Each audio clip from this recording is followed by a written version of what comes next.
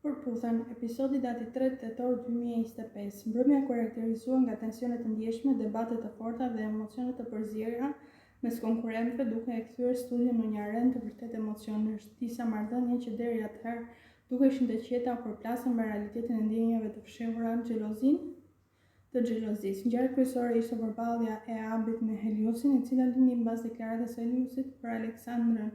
Ai pranoi se kishte filluar të ndjente diçka për të, çka shkaktoi reagimin e menjëhershëm të Abit, i cili kishte shoqëruar më përpara interesin për të njëjtën vajzë.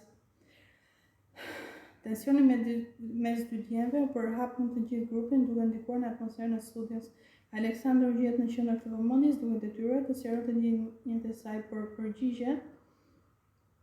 përgjigjet ishin të pakta sa të shtuan konfuzionin. Moderatori ndërhyri disa herë për të qetësuar situatën, ndërkohë që konkurrentët e tjerë ndanë opinionet e tyre në mënyrë se si duhet menaxhuar këto situata brenda formatit. Në pjesën e dytë të emisionit, Teresa dhe Gentiani patën një takim që solli një frymë të re të butë dhe romantike.